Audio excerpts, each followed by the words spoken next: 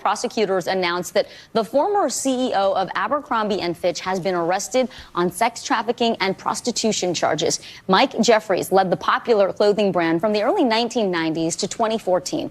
And during some of those years, prosecutors say Jeffries helped recruit and pressure men to take part in sex events around the world. They also say the people involved were led to believe that it would benefit their careers and could lead to modeling opportunities with Abercrombie. NBC News correspondent Marissa Parra is live in West Palm Beach, Florida, where Jeffries was arrested.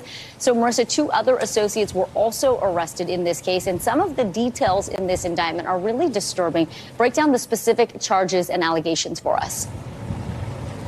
Hey, Vicki, disturbing indeed. So just to recap what we know, 80-year-old ex-Abercrombie & Fitch CEO Michael Jeffries and 2 former associates, James Jacobson and Matthew Smith, all charged on 16 different counts.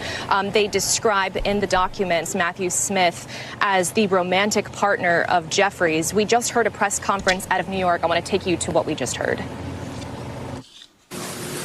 The staff ensured that the men signed non-disclosure agreements. The defendants caused the men to believe that not complying with requests for certain acts, sex acts, during the events could harm their careers, and ensured that the men did not leave the sex events until Jeffries and Smith decided that the sessions were over.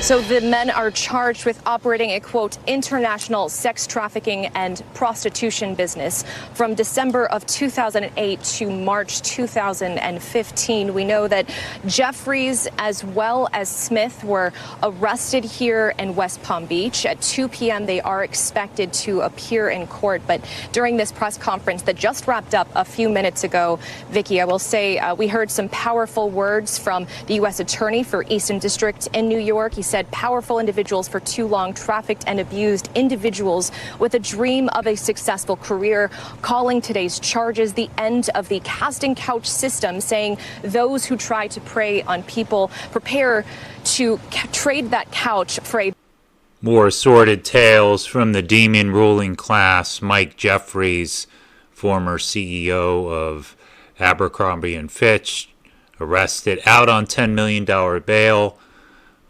He will be back in court soon, him and his cohorts, his partner being one of them.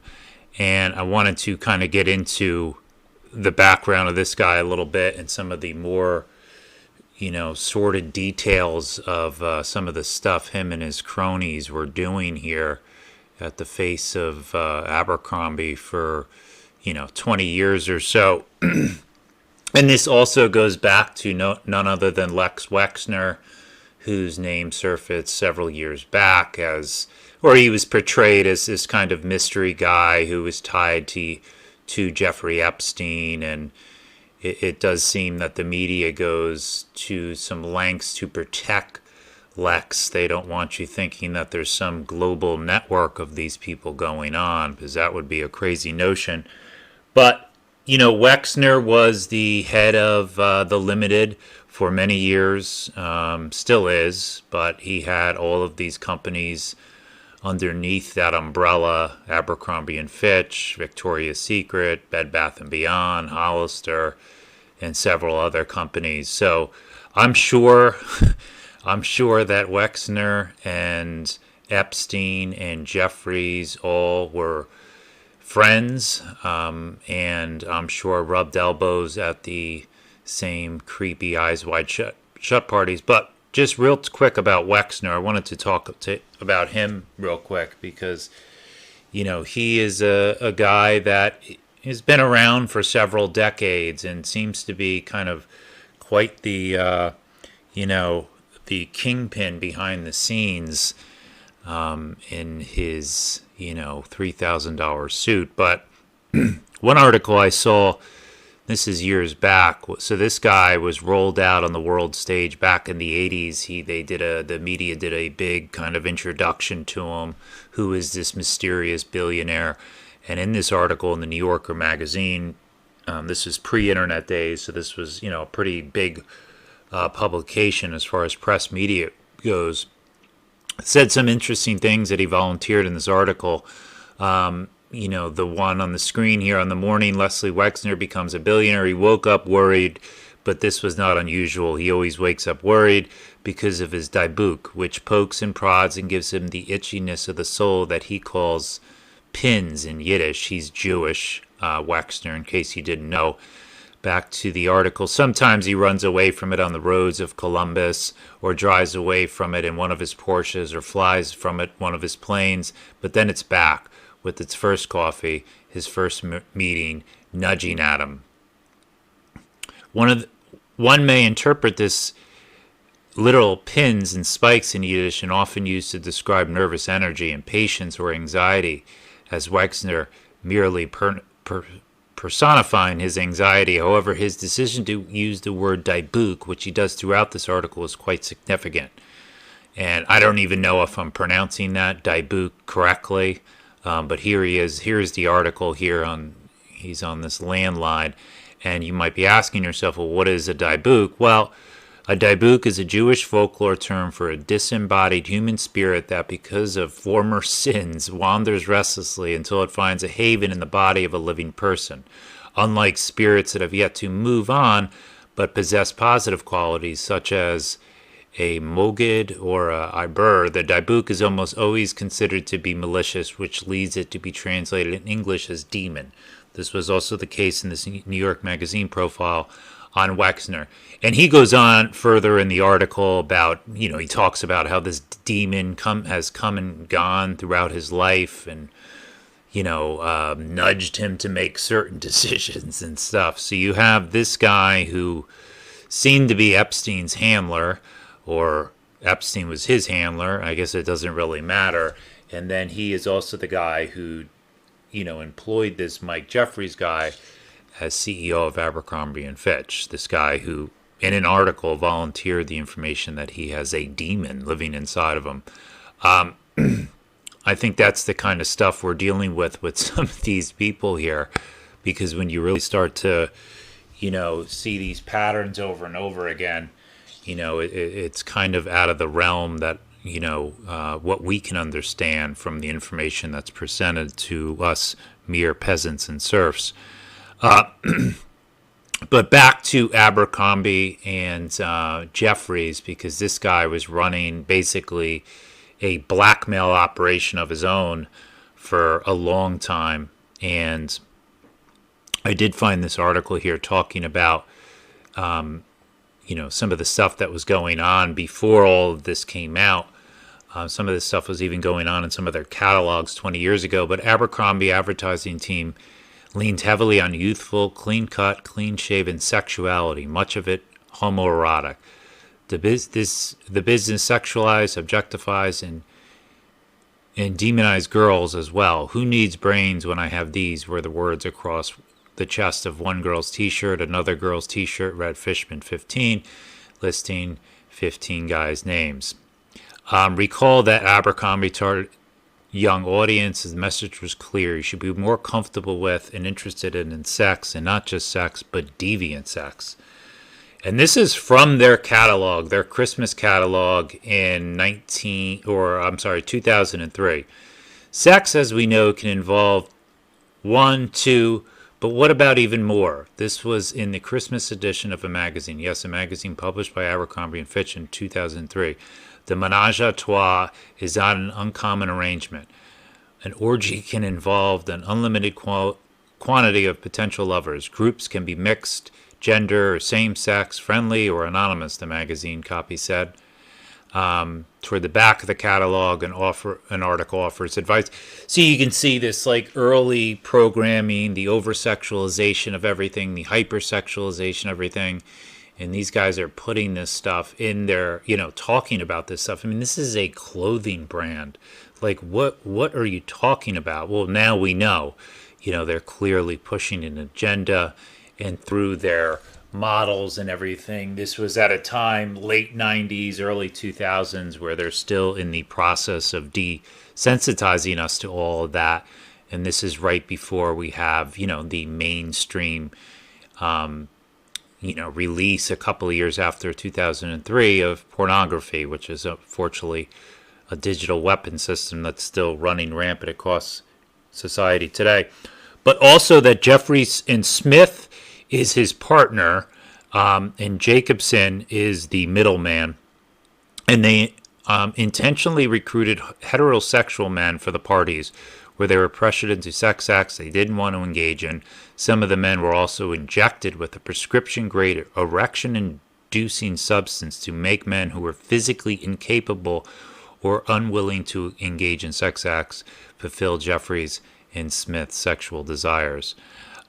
Which is just, there's just another level of the deviance there, that these are, as they're presented, two gay dudes, and yet they're, allegedly, according to this lawsuit, specifically going after men that aren't gay, and then doing some really heinous things that were in this lawsuit and the court documents when he was arrested recently. But here's a New York Post article here talking about his partner Smith.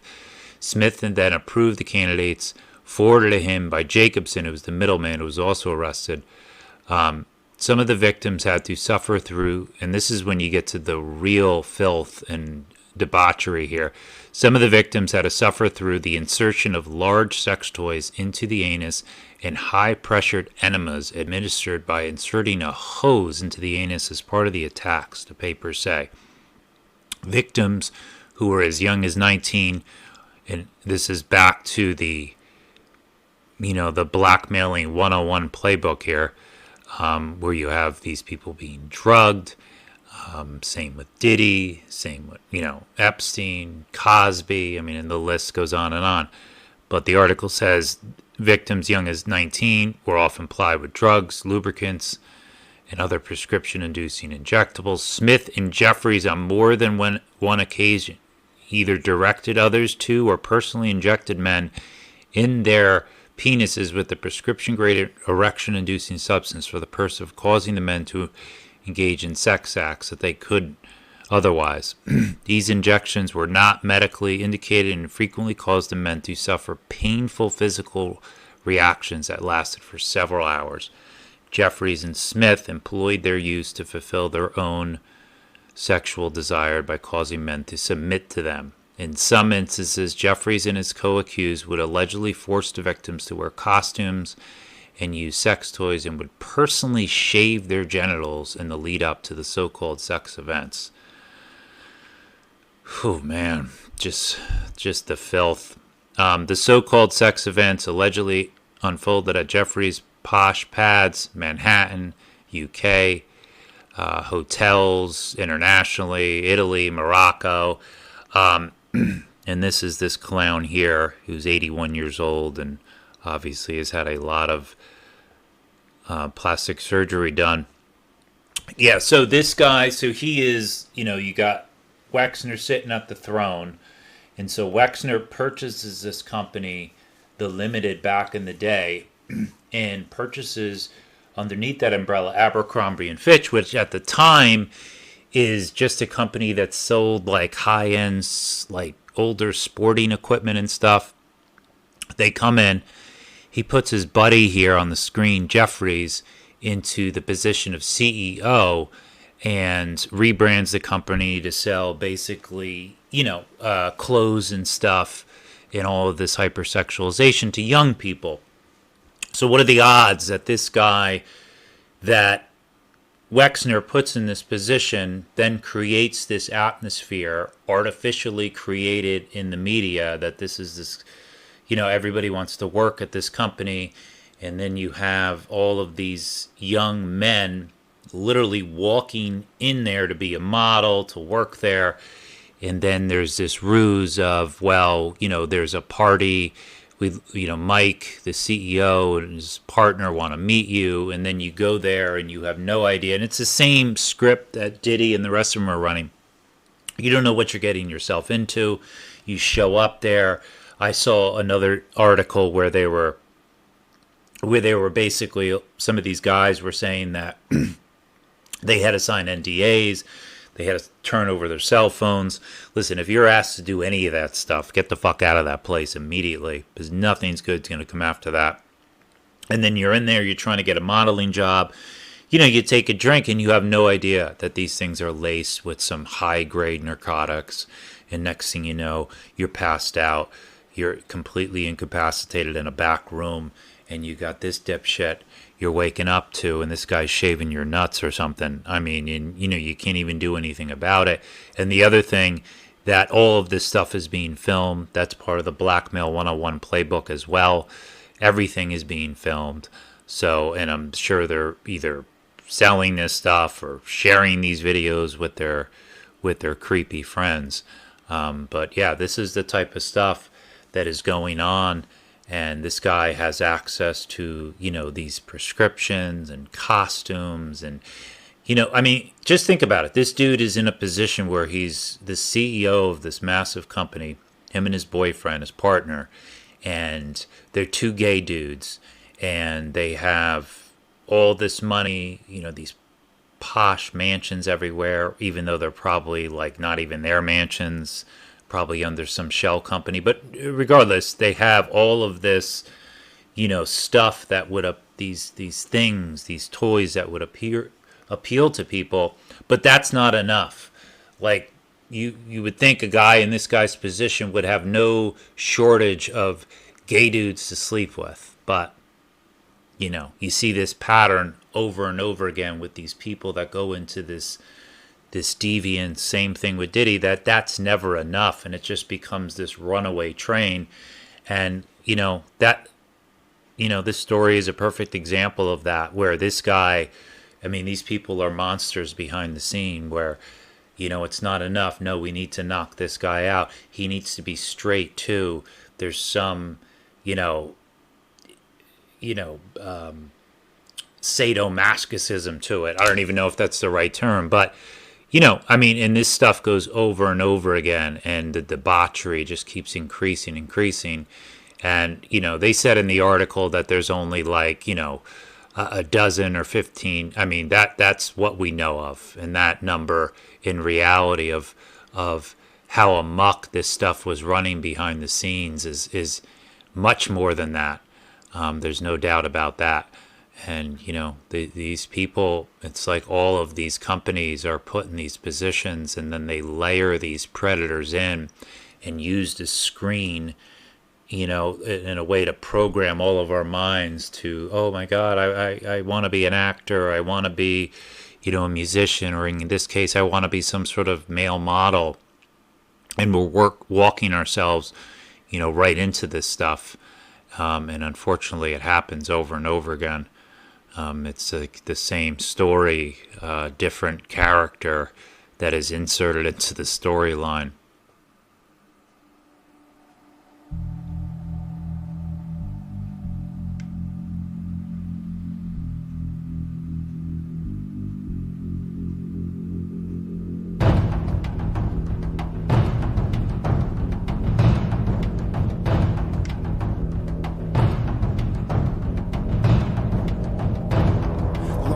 By a thread, hate grows when it's fed. The blue skies overhead, the sun shines on the dead, and blight creeps up through the beds. Uncommon winds plague can descend, and paradise turns on its head, where brutality looms and upends.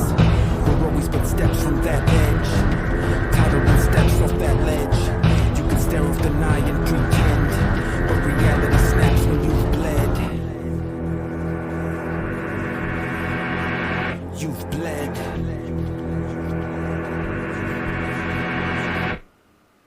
The seat of true power, beyond the throne.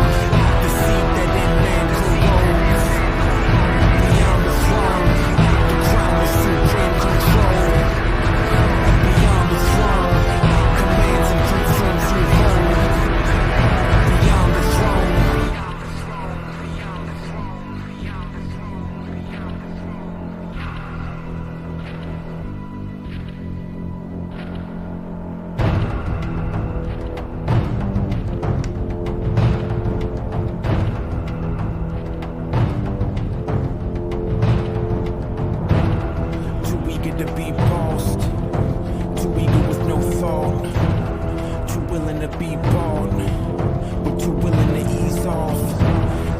lines that we cross. Open your eyes and you'll lose what you've caught. Many a man who have gone where we walk ended up winding through the killing fields lost. Through the killing fields lost.